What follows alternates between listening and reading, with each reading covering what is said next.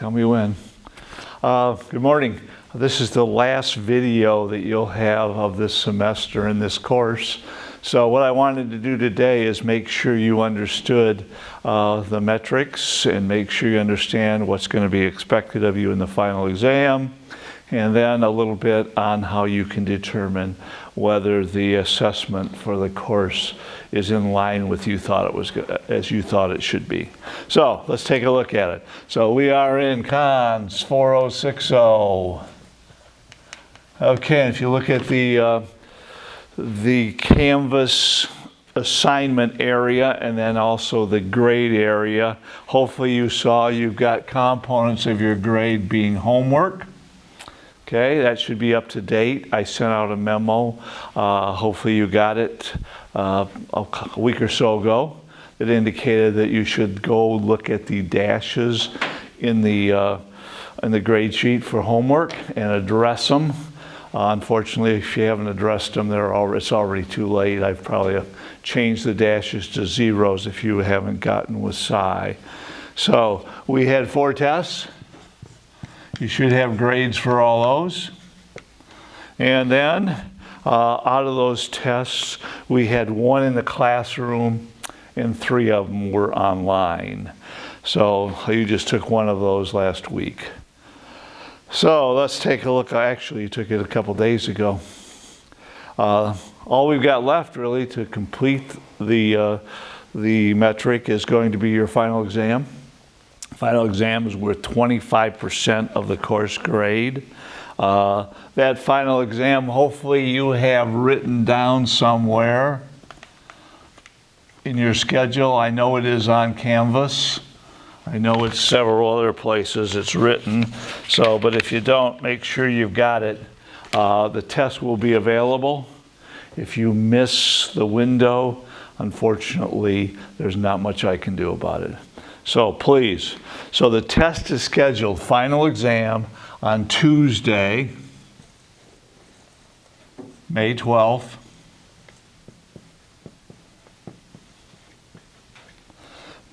And it's going to be released to you at 8 o'clock a.m.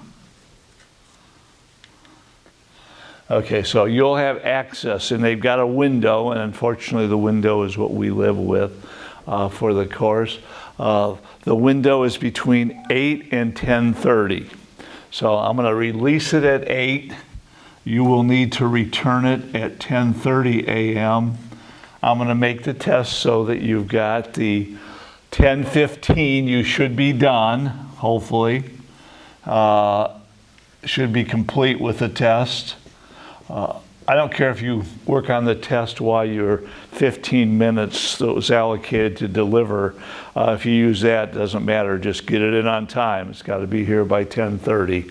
So you got 15 minutes delivery, just like before.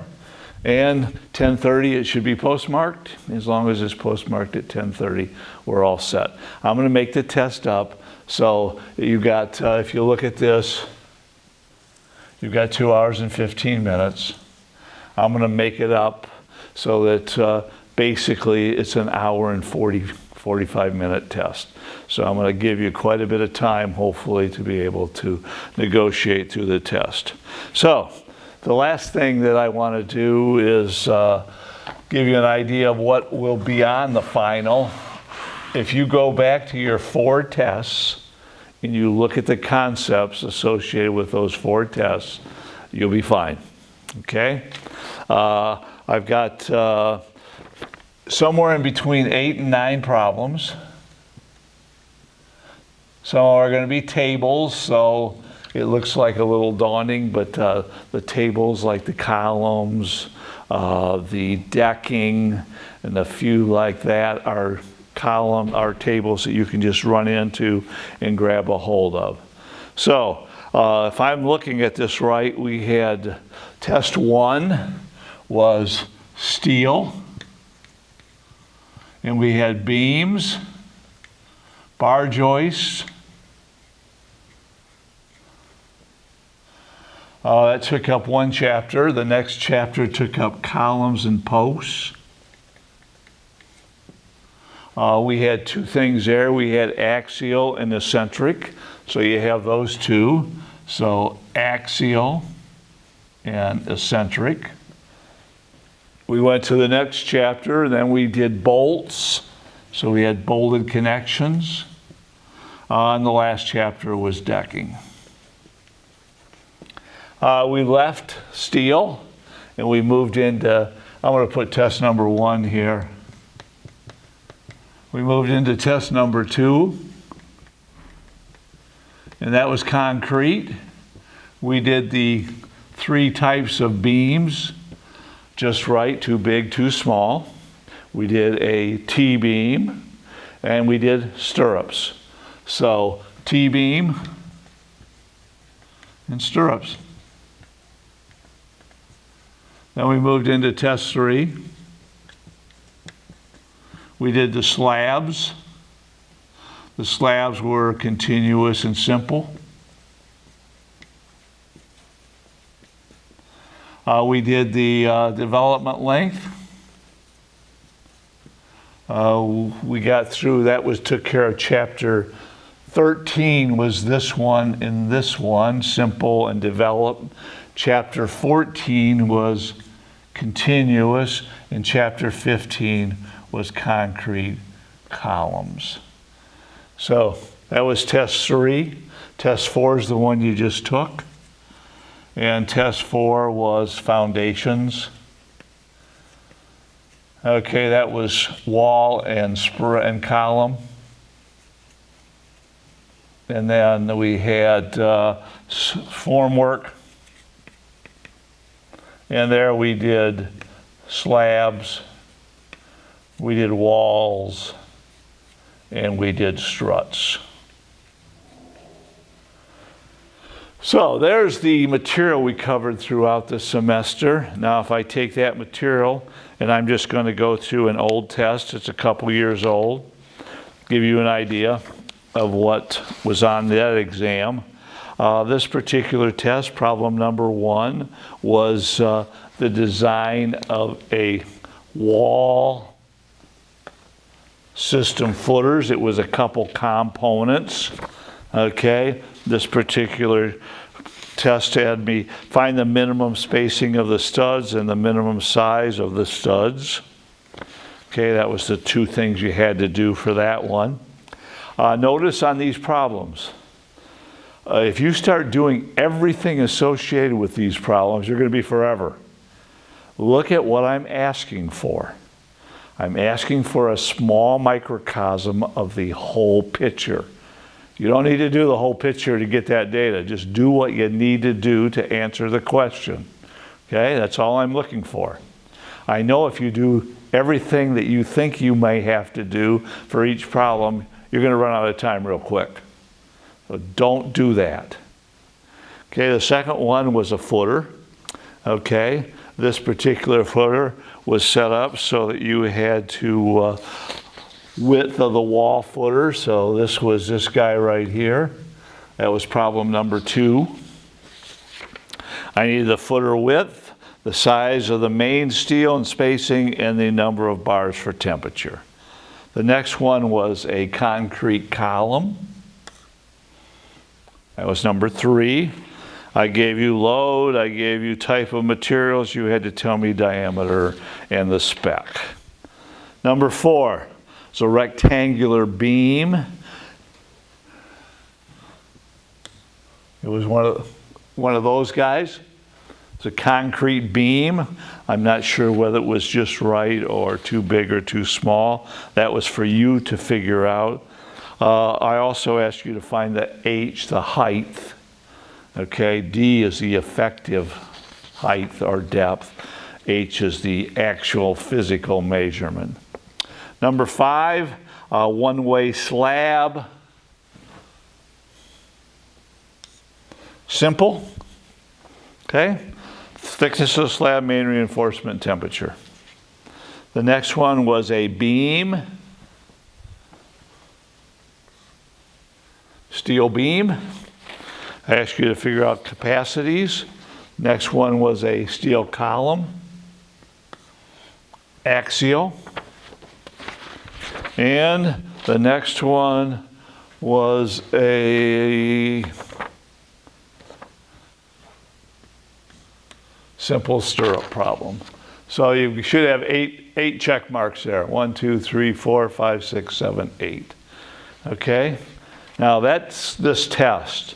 That doesn't mean that some of these other areas aren't important and may not be addressed. So, but that gives you an idea.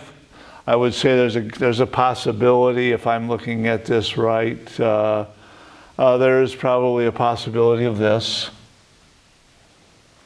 Foundation, one or the other. Formwork, one or the other. Beams, yes. Bar joist, possibility. Bolts, possibility. And decking, possibility. So out of those, if you look at them, the quick hitters, of course, are the ones that you can use a table to do. So if this one would be a real fast one to do. And let's see, this guy will be a real fast one to do. Some of the other ones take a little bit more time. You've got your handouts, okay? You should have handouts to address a lot of this. I know you've got a handout for this, these two, these two. Okay, those are those little prescriptive things I gave you that you can look at and follow like Betty Crocker, okay? This, of course, is going to be chapter 4, 5, and 6. This is the chapter 4, 5, and 6 of the formwork package. So you should have that. So you're going to need these green things with you, including the textbook, okay? So make sure you got the textbook or copies of the tables required to solve the problems from the textbook. So you should have, when you get to the exam, you sit down and get ready to go, the textbook, all of this green stuff, okay? And you also should have a pencil. You're going to deliveries the same as before. You got your pencil, you got your calculator, you got your book, old homework, old tests. All of that is fair game. Once again, I would appreciate it if you look at yourself in the mirror before you take this test. There's a lot to be said for ethical fiber. If you want to cheat your way through life, I've not seen too many people that had an ending that was very good.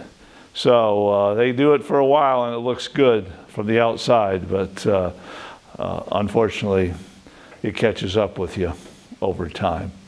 So I think we've got everything I need. Some of you are going to be graduating here shortly. Hopefully what we've brought to the table here at the university has some merit when you hit the job site, and you can prove to the people that you're a valued member of the team in a fairly short period of time. Unfortunately, if you don't prove that you're a valued member of the team, you're going to be sitting the bench at best, and at worst, you're going to be sitting at home.